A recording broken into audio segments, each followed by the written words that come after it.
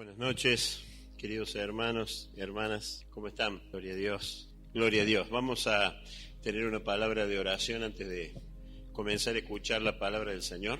Padre Santo, Padre Celestial, venimos a tu presencia, Padre amado, luego de haber cantado, Señor, pidiéndote que nos purifiques, que nos limpies, Señor, y tu palabra, Padre, nos limpia, nos purifica a través del Espíritu Santo, Señor, cuando podemos entender tus verdades, Padre, que están escritas en ella, y podemos hacerlas nuestras, y podemos ponerlas en práctica en nuestras vidas, algo que batallamos, Señor, por hacerlo, y por eso clamamos a ti, Señor, que tú estés ayudándonos, limpiándonos, purificándonos, y hablando a nuestro espíritu con tu Espíritu Santo, Señor. Ojalá que en esta noche podamos aprender algo más, Señor, de lo que tú tienes en las Escrituras para nosotros, pero por sobre todas las cosas que podamos ser receptivos, como siempre lo decimos, y poderlo poner en práctica, más allá de que por ahí no sea tan fácil muchas veces, Señor. Nos encomendamos a ti,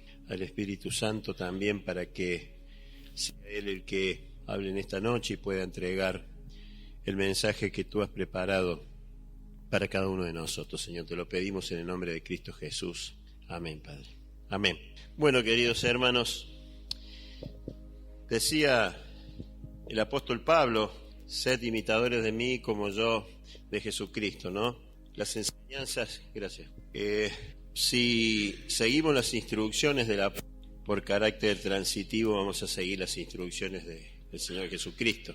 El apóstol Pablo perseguía siempre como objetivo parecerse cada vez más al Señor Jesucristo. Y eso es lo que tenemos que hacer cada uno de nosotros también en nuestras vidas. Yo quiero compartir con ustedes en esta noche enseñanzas preciosas que tiene la carta del apóstol San Pablo a los filipenses. Este libro de Filipenses corto, con 4 capítulos solamente, pero con tanta enseñanza como la tiene toda la palabra de Dios, toda la Biblia, ¿no? Uno de los temas, o el tema central que tiene esta carta hacia los filipenses es el tema del gozo, ¿no? El apóstol hace hincapié mucho en el gozo en este libro.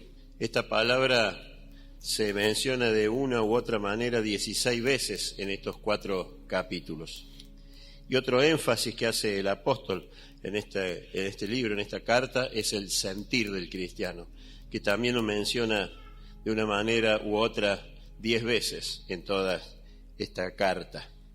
Con lo que podríamos resumir que el tema de esta carta, de este libro, sería como el sentir semejante al de Cristo trae el gozo al cristiano, trae el gozo al creyente.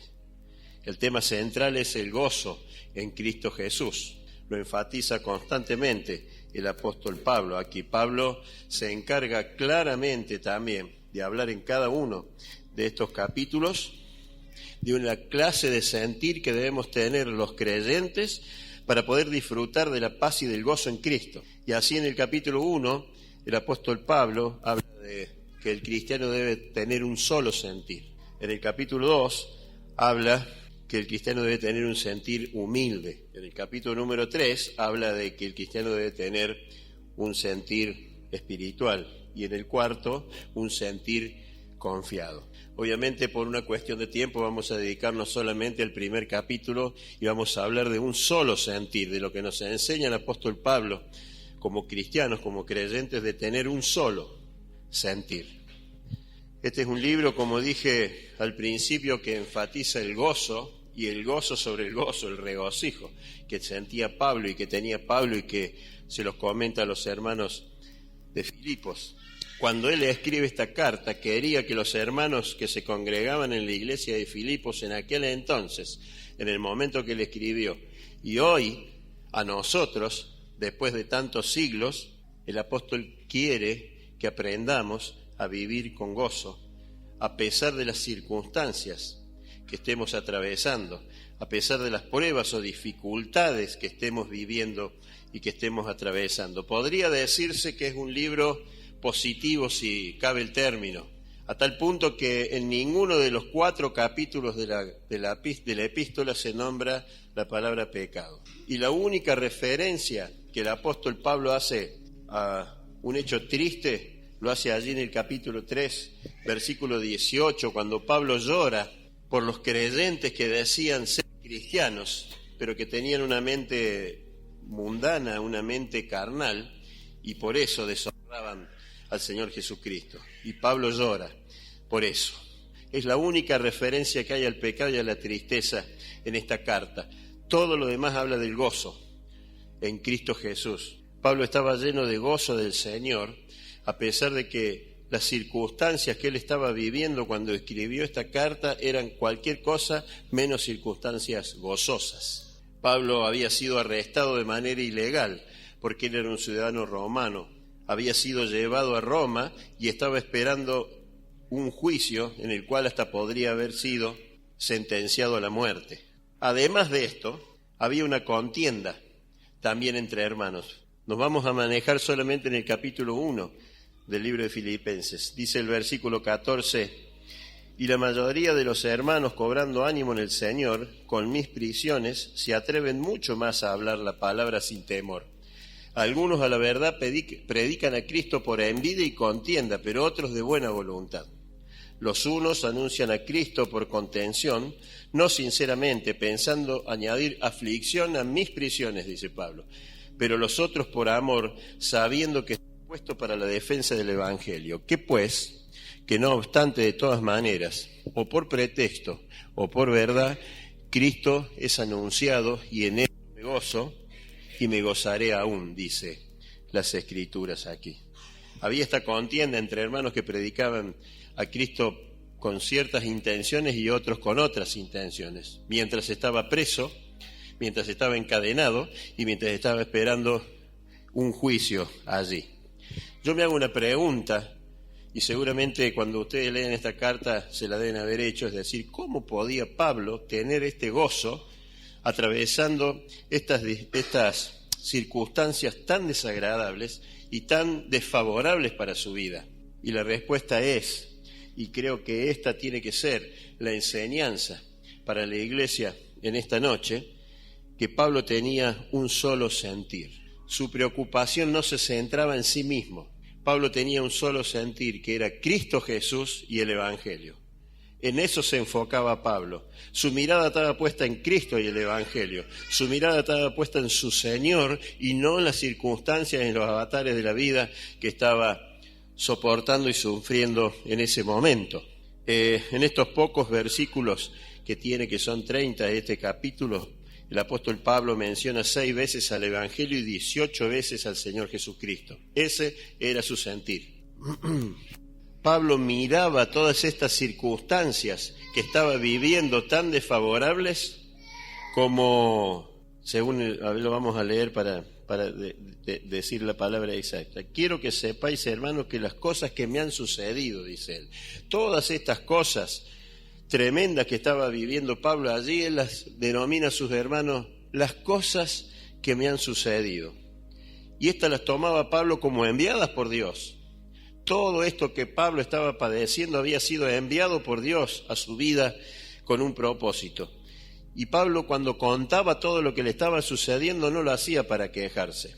Él lo hacía para que todas esas cosas que él estaba padeciendo terminaran glorificando a Cristo. Fíjense, el versículo 20 dice: conforme a mi anhelo y esperanza de que en nada seré avergonzado, antes bien con toda confianza como siempre, ahora también será magnificado Cristo. En medio de esas tribulaciones, él tenía este sentir, que toda la gloria sea para el Señor Jesucristo, más allá de lo que me está pasando a mí. ¿Cuánto tenemos que aprender, hermanos, de esta carta, de este apóstol? ¿Cuánto tenemos que aprender y cuánto tenemos que poner en práctica lo que el apóstol nos está enseñando aquí? Si Pablo hubiese sido un creyente de doble ánimo, se hubiese quejado de todas las cosas que estaba padeciendo y había padecido hasta ese momento. Y tendría razón en escribir todas las cosas que le habían pasado. Pero él tenía un solo sentir. Él tenía un solo sentir. Él quedaba anulado de todas estas cosas, él se autoanulaba, su yo lo dejaba de lado, y esto lo llevaba a preocuparse en su corazón de pastor por los hermanos de Filipos. Esto lo llevaba a preocuparse por prioridades que había dentro de su corazón de pastor. Y primero Pablo va a empezar a hablarle a los filipenses de la comunión del Evangelio. Acompáñenme en capítulo 1, versículo 1. Dice: Pablo y Timoteo, siervos de Jesucristo, a todos los santos en Cristo Jesús que están en Filipos con los obispos y diáconos. Gracia y paz a vosotros de Dios nuestro Padre y del Señor Jesucristo. Doy gracias a mi Dios siempre que me acuerdo de ustedes, siempre en todas mis oraciones, rogando con gozo por todos ustedes, por vuestra comunión en el Evangelio, desde el primer día hasta ahora, estando persuadido de esto, que el que comenzó en vosotros la buena obra, la perfeccionará hasta el día de Jesucristo. Como me es justo sentir esto de todos vosotros, por cuantos tengo en el corazón, y en mis prisiones, y en la defensa y confirmación del Evangelio, todos vosotros sois participantes conmigo de la gracia. Porque Dios me es testigo de cómo os amo a todos vosotros con el entrañable amor de Jesucristo. Y esto pido en oración, que vuestro amor abunde aún más y más en ciencia y en todo conocimiento, para que aprobéis lo mejor, a fin de que seáis sinceros e irreprensibles para el día de Cristo, llenos de fruto de justicia que son por medio de Jesucristo, para gloria y alabanza de su nombre, alabanza de Dios. Estar en Cristo, queridos hermanos, y ser parte de la comunión cristiana es una fuente de gozo para nosotros cuando las cosas se empiezan a poner difíciles. Es una fuente de gozo saber, queridos hermanos, que cuando las cosas se ponen difíciles no estamos solos, que tenemos quien nos consuele, quien nos soporte, quien nos cuide, quien nos sostenga, quien nos mantenga. Aquí está Pablo prisionero en Roma y sin embargo regocijándose en la comunión del Evangelio que tenía con sus hermanos de Filipos. Miren estas tres frases que están dentro de estos 11 versículos que utiliza Pablo para mostrar su actitud gozosa ante la situación que él estaba viviendo. La primera que está allí es: los tengo en mi mente. Pablo no pensaba en sí mismo. En lugar de eso pensaba en sus amados hermanos de Filipos. Y todas las situaciones que él había vivido en Filipos eran de bendición para él. Inclusive las circunstancias no tan lindas que había vivido cuando estuvo encarcelado. ¿Se acuerdan allí en Filipos? Hecho que está relatado allá en Hechos capítulo 16. Al orar por ellos, Pablo se regocijaba de la salvación de los filipenses y se regocijaba del crecimiento que tenían. Él sabía que la obra que había comenzado Cristo en cada uno de sus hermanos de Filipos, el Señor la iba a perfeccionar, porque el Señor Jesucristo es de obra perfecta. Él es perfecto. Él no puede comenzar una obra y dejarla a medio camino. Él no puede comenzar una obra que no le haya salido bien desde el principio y tenga que cambiar. No, Él es perfecto, su obra es perfecta. Si Él comenzó una obra en la vida de cada uno de nosotros, la va a perfeccionar. Va a terminar la tarea que empezó en cada uno de nosotros. Eso lo tenía claro Pablo. Ahora, ¿estamos dispuestos, hermanos, a creer esto y a vivirlo? Que Jesús es perfecto y que está en control de todas las situaciones de nuestras vidas, aún en medio de las peores circunstancias que nos puedan pasar. Cuando un hermano está padeciendo una crisis, cuando un hermano está viviendo cosas difíciles, muy dolorosas, una enfermedad, una muerte, pecado, nos acercamos nosotros y le decimos: hermano, vamos a orar por vos. Y eso es maravilloso, saber que hay hermanos que están acompañándonos en los momentos difíciles de nuestra vida. Pero también le decimos: tené fe, tranquilo, Jesucristo está en control. Siempre decimos eso. Ahora, cuando nos pasa a nosotros, ¿lo vivimos? ¿Creemos eso? ¿O se lo decimos a los otros porque no estamos viviendo una situación así? ¿Creemos que esto es así? No permitamos que las circunstancias de las vidas nos desenfoquen de este sentir que tenemos que tener, que primero es Cristo, antes que nosotros y antes que cualquier otra cosa. En segundo lugar, Pablo dice: los tengo en mi corazón. La iglesia de Filipos se componía de un grupo bastante mixto, variopinto, podría decir. Allí se congregaba Lidia, ¿se acuerdan ustedes? La primera convertida de Europa, una empresaria exitosa, creo que tenía telas, si no me equivoco, ¿no? Era una empresaria exitosa. Allí se congregaba Lidia. También se congregaba el carcelero de allí de Filipos, junto con su familia, que se habían convertido por el testimonio de Pablo y Silas. También se congregaba allí esta muchacha esclava pitonisa, ¿se acuerdan que era empleada de los adivinos y que había estado poseída? Todo esto está relatado en Hechos 16, ¿no es cierto? Todo este distinto espectro de personas, de personajes se reunían en esa iglesia. Y además un montón de otras más personas, la gran mayoría de ellos todos gentiles, pero unidos por el amor, por Cristo primero y por cada uno de ellos. Qué diferencia con la iglesia de Corinto, ¿no? Permítanme recordarles lo que dice el apóstol Pablo en la segunda carta a los Corintios, capítulo 12, versículo 20, dice, hablando de cuando fuera a ir una vez más a Corinto, pues me temo que cuando llegue no os halle tales como quiero, y yo sea hallado de vosotros cual no queréis, que haya entre vosotros contiendas, envidias, iras, divisiones, maledicencias, murmuraciones, soberbias y desórdenes. Qué diferencia con Filipos. Ahora, ¿qué iglesia queremos ser nosotros? O mejor dicho, ¿qué iglesia somos? ¿Somos como Filipos o somos como la iglesia de Corinto?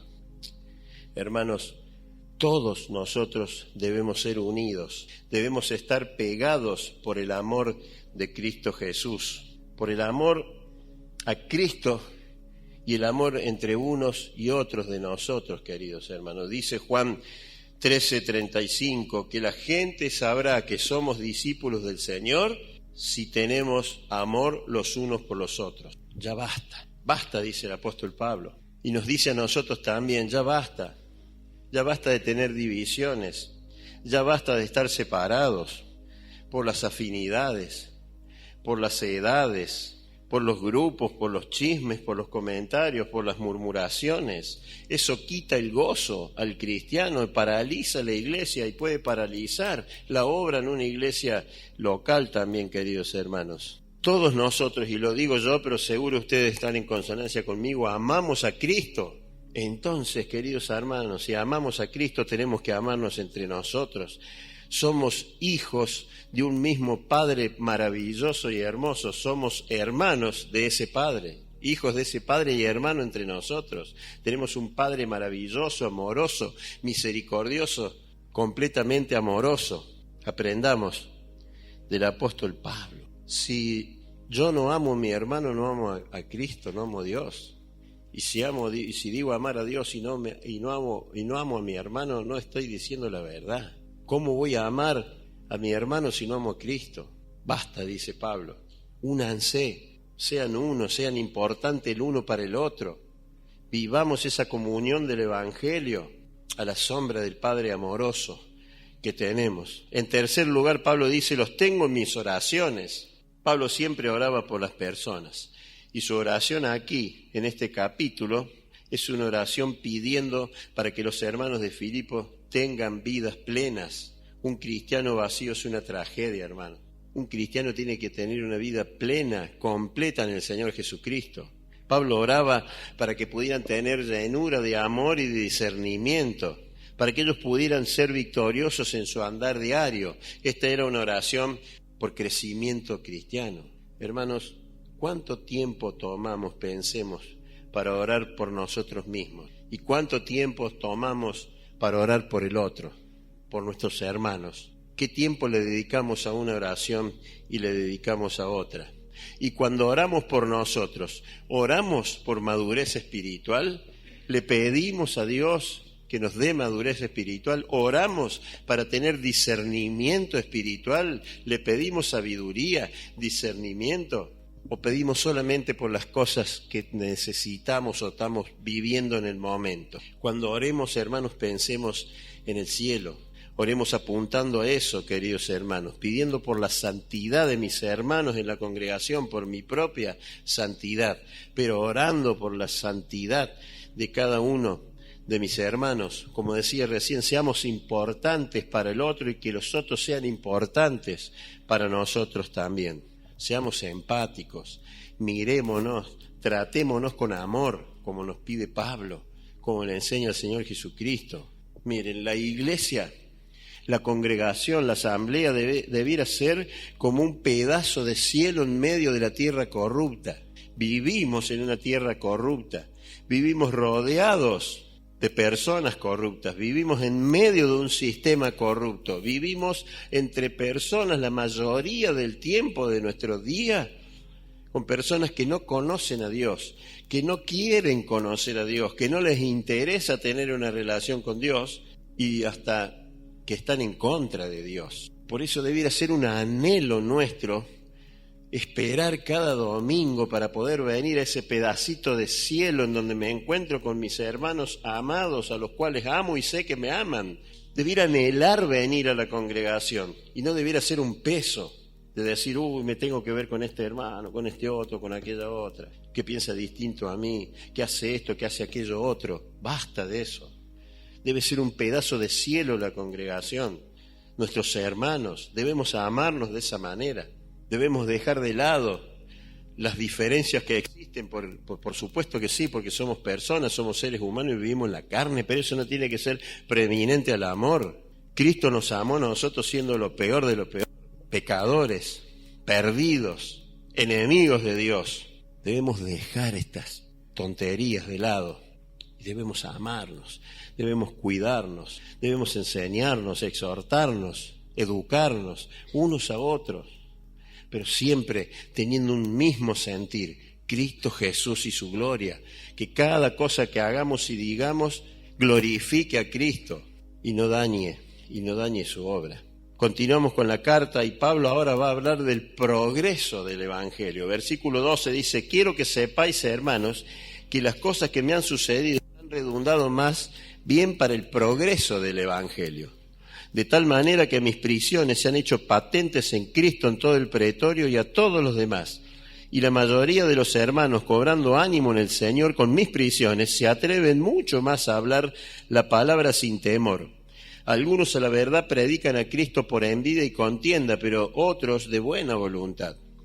Los unos anuncian a Cristo por contención, no sinceramente pensando añadir aflicción a mis prisiones, pero los otros por amor, sabiendo que estoy puesto para la defensa del Evangelio. ¿Qué pues? Dice Pablo, que no obstante de todas maneras, o por pretexto o por verdad, Cristo es anunciado, y en esto me gozo y me gozaré aún, porque sé que por vuestras oraciones y la suministración del Espíritu de Jesucristo esto resultará en mi liberación, conforme a mi anhelo y esperanza de que en nada seré avergonzado, antes bien, con toda confianza, como siempre, ahora también será magnificado Cristo en mi cuerpo, o por vida o por muerte, porque para mí el vivir es Cristo y el morir es ganancia, mas si el vivir en la carne resulta para mí en beneficio de la obra, no sé entonces qué escoger. Porque de ambas cosas estoy puesto en estrecho, teniendo deseo de partir y estar con Cristo, lo cual es muchísimo mejor, pero quedar en la carne es más necesario por causa de ustedes. Y confiado en esto sé que quedaré, que aún permaneceré con todos vosotros para vuestro provecho y gozo de la fe, para que abunde vuestra gloria de mí en Cristo Jesús por mi presencia otra vez entre vosotros. Pablo, cuando describe aquí el sufrimiento que está pasando, las vicisitudes, los llama, como decía yo recién, a estas aflicciones, las cosas que me han sucedido.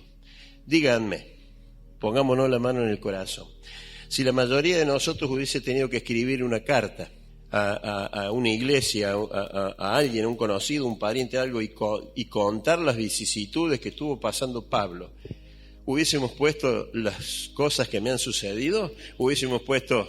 me arrestaron mal, me llevaron en un barco, casi me ahogo en el naufragio, estoy encadenado, estoy esperando un juicio, me pueden llegar a matar? Eso hubiésemos escrito, hermanos, porque la carne es así, la carne nos lleva a querer figurar, a querer ser el centro. Pero Pablo no escribía de esta manera. Pablo escribía con su deseo de honrar a Cristo y promover el Evangelio, y no para figurar él. ¿Cuánto nos enseña el apóstol Pablo con esta carta, queridos hermanos? Pablo ponía primero a Cristo. Ese era su único sentir. Cristo Jesús. ¿Estaban las cadenas en sus muñecas? No, estaban sus prisiones en Cristo, dice Pablo. ¿Estaban sus enemigos causando problemas con esta predicación egoísta? Sí. ¿Y Pablo qué decía? ¿Qué importa? Se está predicando a Cristo, de alguna manera u otra predican a Cristo y en esto me gozo. ¿Estaban sus amigos preocupados por él y oraban por él pensando que podía ser condenado a muerte? Sí. ¿Y qué dice Pablo? Excelente. Entonces eso exalta a Cristo, ese era su sentir, su único sentir. ¿Existía la posibilidad de que muriera Pablo ahí? Sí, también. ¿Y qué dice Pablo? Entonces Cristo será magnificado, o por mi vida o por mi muerte, la gloria sea Cristo aunque muera. Fíjense en el sentir que tenía Pablo. ¿Cómo nos enseña, queridos hermanos? Poner a Cristo y el Evangelio por encima de nosotros mismos, de cualquier circunstancia, de mi esposa, de mis hijos, de mi madre, de mi padre, de mi hermano, de todo, trae el gozo verdadero al creyente. Nos llena de gozos, queridos hermanos. Pablo no era prisionero de Roma, Pablo era prisionero de Jesucristo. Él lo escribe en el primer versículo del capítulo 3 y en el primer versículo del capítulo 4 de Efesios. Siempre él dice, prisionero en Jesucristo. Él no era prisionero de Roma o del que lo había atrapado, lo había llevado a una prisión en el momento. Los soldados que estaban encadenados a sus muñecas no eran los guardias, eran almas por las cuales Cristo también había muerto en la cruz, por ellos. Y eran su audiencia cautiva. Se cansaron de escuchar el Evangelio de parte de Pablo. No solamente que se los predicaba a ellos, sino que se los predicaba a todo el que le podía predicar en la iglesia, y los guardias estaban encadenados a él, y yo me imagino que en algún momento deben haber dicho, ¡ay, hasta cuándo! Me hubiese gustado sacarme las cadenas e irme de tanto escuchar esto de este hombre. Y por lo que dice el versículo 13 en este capítulo y el 22 del capítulo 4, estamos seguros, queridos hermanos, que ganó algunos cuantos de estos para Cristo, estando encarcelado, padeciendo todas las cosas que padecía, porque tenía un solo sentir, su vista puesta en el Señor Jesucristo. El cristiano de un solo sentir no debería permitir que las circunstancias de la vida lo venzan. El cristiano de un solo sentir convierte las dificultades en oportunidades para predicar el Evangelio, para dar testimonio, para magnificar al Señor Jesucristo, para glorificar al Señor Jesucristo. Ya basta de depresiones, de angustias, de quejas, de victimizarnos. No somos el ombligo del mundo, queridos hermanos, nosotros. Dejemos de, ay, pobre de mí, porque Cristo tiene el control. ¿Vivimos eso? Es lo que yo preguntaba antes. Dios tiene la victoria, Dios tiene el control y nos traspasa a nosotros su victoria. Ahora, ¿le dejamos conducir las situaciones difíciles de nuestra vida a Cristo o las tratamos de pilotear con nuestras limitaciones de humanos? Se nos llena la boca de decir, Cristo tiene el control. Pero después, cuando las vicisitudes vienen, muchas veces queremos trabajarlas nosotros, con nuestra humanidad, con nuestro intelecto, con nuestra experiencia de vida, con lo que hemos ido viendo y aprendiendo mientras hemos ido caminando y creciendo. Pero Cristo tiene el control. Y aunque no lo entendamos en ese momento, porque estamos atravesando situaciones difíciles, Cristo tiene el control. ¿Vivimos esto de que todas las cosas nos ayudan a bien? ¿Creemos esto? Aunque no lo entendamos, hermanos, porque a veces podemos vivir cosas que decimos, ¿en qué me ayuda bien esto? Si estoy cada vez metido más en el barro. Pero el Señor ya vio el final de la película. Él ya sabe lo que va a pasar en tu vida. Y Él dice, mis pensamientos que tengo acerca tuyo, acerca de vos, son pensamientos de bien, no de mal, para que al final tengas lo que necesitas. Eso dice el Señor. Entonces tenemos que creer eso. Tenemos que vivirlo en nuestras vidas, porque si no le damos realmente el control de todas nuestras situaciones a Cristo, nos va a ir mal. Y ahí vienen la depresión, los ataques de pánico, el victimizarnos, los dolores y todas estas cosas, porque luchamos nosotros como hombres y no sabemos, porque somos hombres. Pero Cristo tiene el control y sabe dónde va a terminar las cosas. Y las cosas no terminan mal para un hijo que es temeroso del Señor. No vemos el poder de Dios a veces en nuestras situaciones porque no le damos el primer lugar. ¿Querés ver el poder de Dios solucionando cosas en tu vida? Pone a Cristo primero. Tené un solo sentir, Cristo glorificado. Pablo ponía a Cristo primero.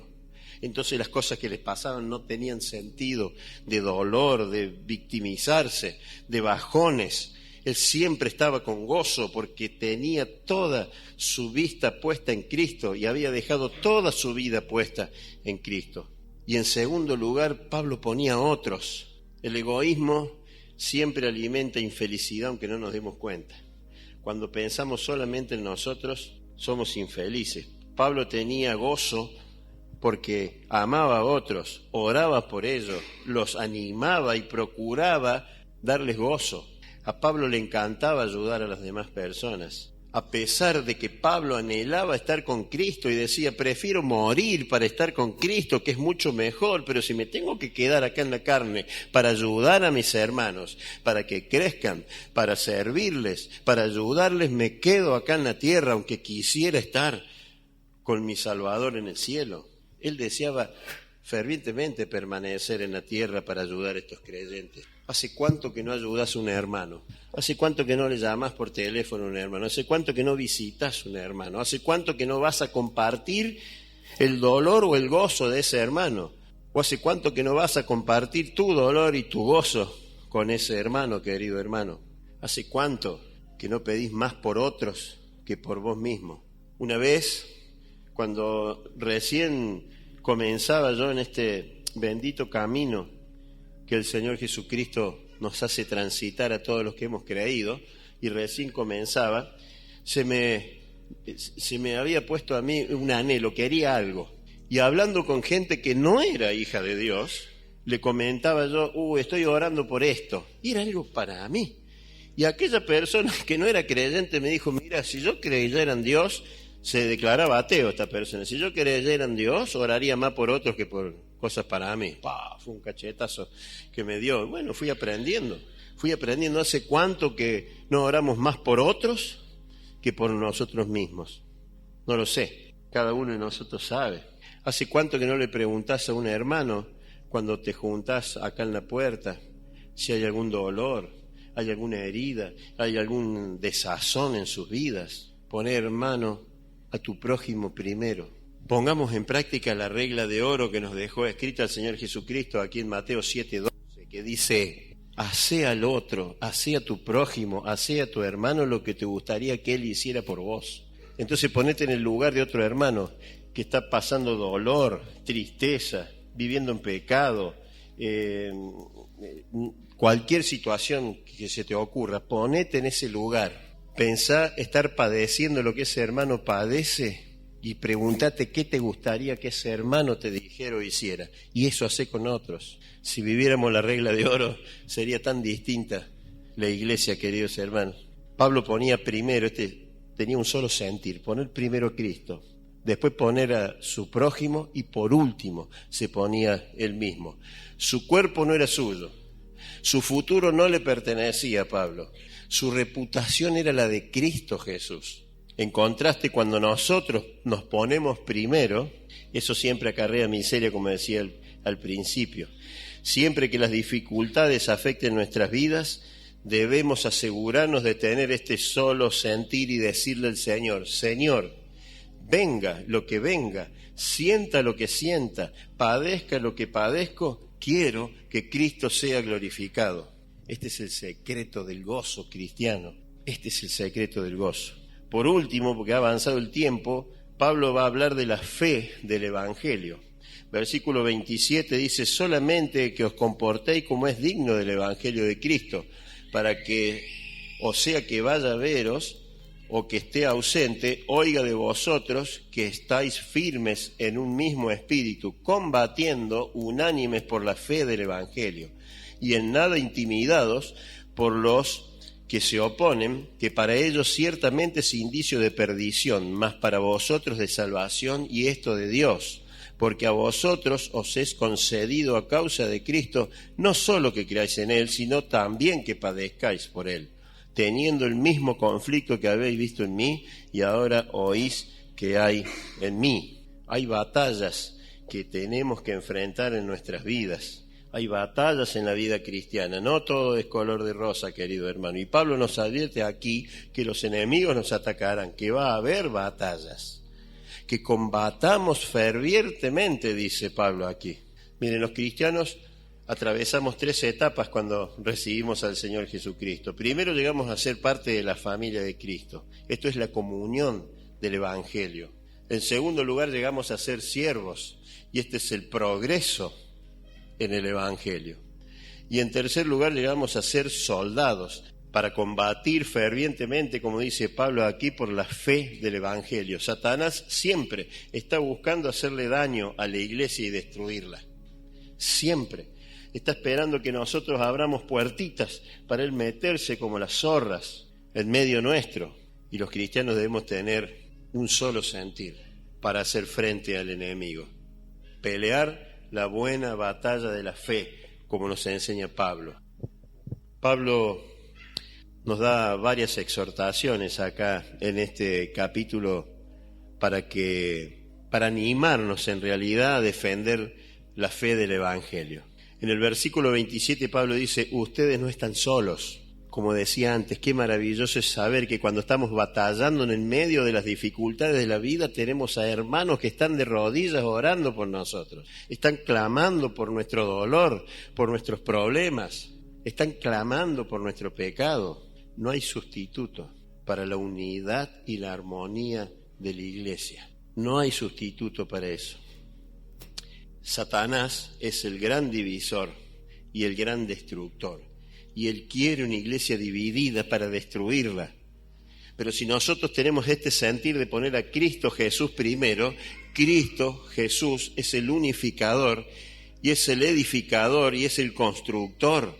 Si nosotros ponemos a Cristo primero, Satanás huye. No le permitamos, no abramos ninguna puerta como iglesia a que Satanás meta su odio, su deseo de destruir, de separarnos, de dividirnos, de no llevarnos bien.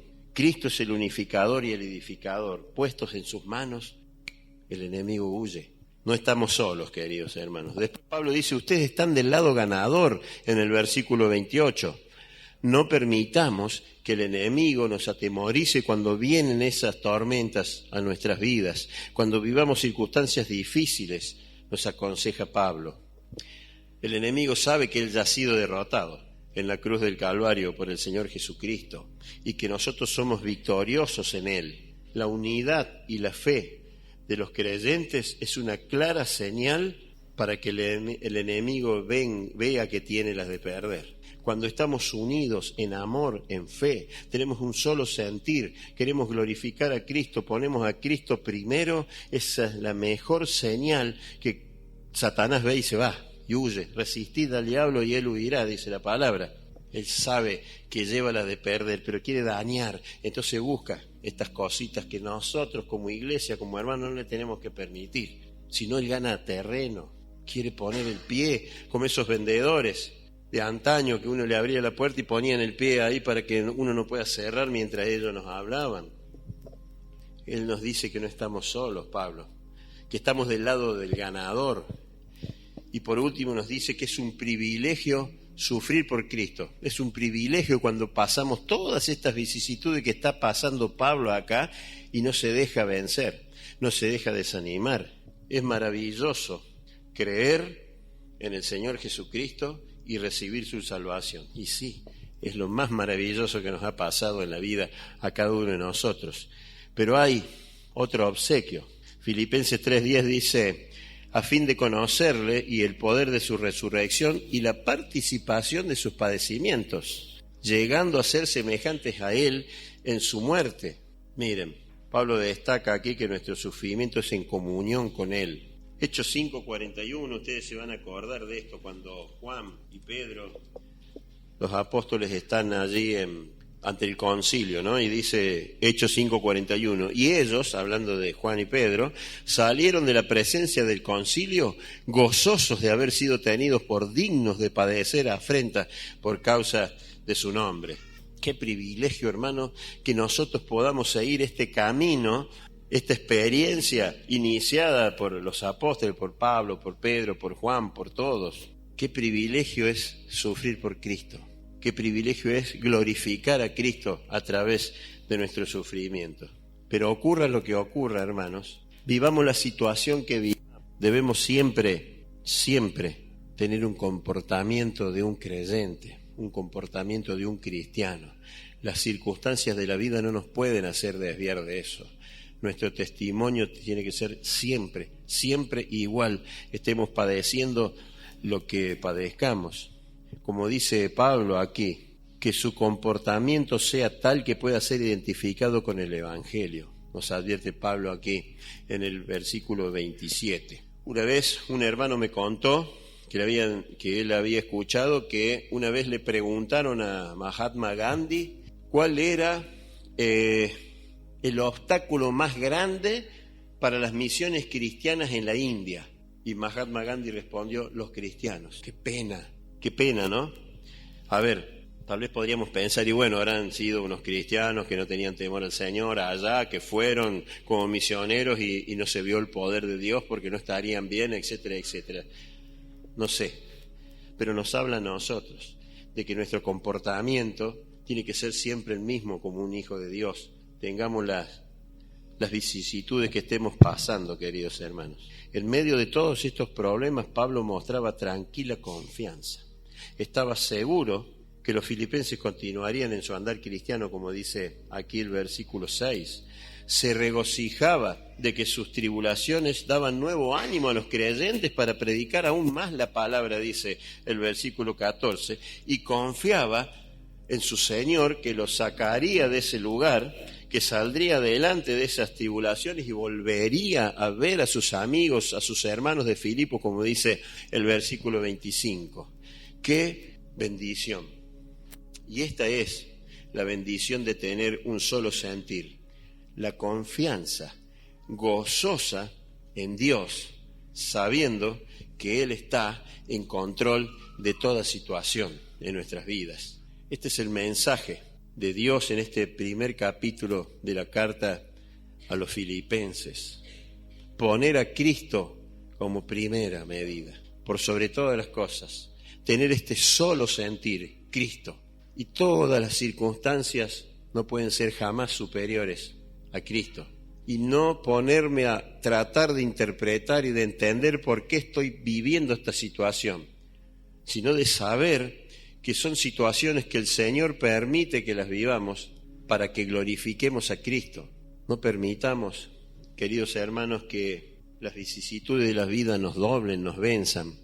No permitamos, hermanos, que el enemigo haga el trabajo que quiere hacer en esta congregación y en cualquier otra, que es meterse, dividir y destruir la obra que es del Señor, porque no es de ninguno de nosotros. Tengamos, hermanos, un solo sentir. Pongamos primero a Cristo por sobre todas las cosas, después a nuestros prójimos, a nuestros hermanos.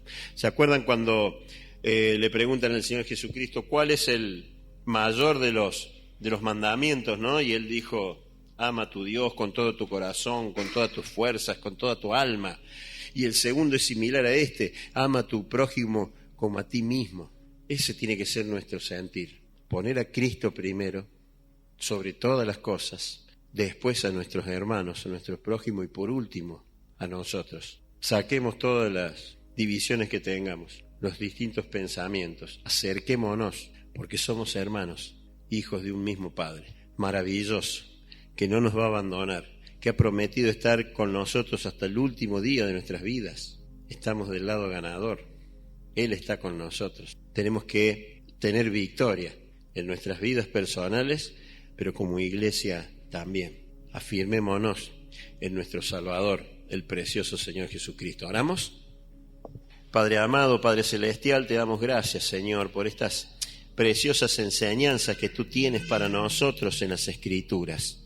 Gracias porque el Espíritu Santo inspiró a estos santos hermanos, Señor, a dejarnos estas enseñanzas que vienen de ti, Señor, para que aprendamos, para que las incorporemos a nuestro ser y las podamos vivir, las podamos poner en práctica, Padre. Te pedimos perdón cuando muchas veces vivimos como nosotros queremos, más allá de que sabemos que somos tus hijos, que hemos recibido la salvación y que tenemos vida eterna, Señor, pero acá, en este mundo, Señor, en donde el enemigo quiere hacer mella en tus hijos, Señor, permítenos, Padre, ser fuertes, permítenos dejar de interpretarte, Señor, y permítenos solamente creer en todo lo que tú nos dices. Y aunque estemos caídos de rodillas, derrotados, dolidos, quebrantados, elevarnos, Padre Santo, porque sabemos, Señor, que tú eres el importante.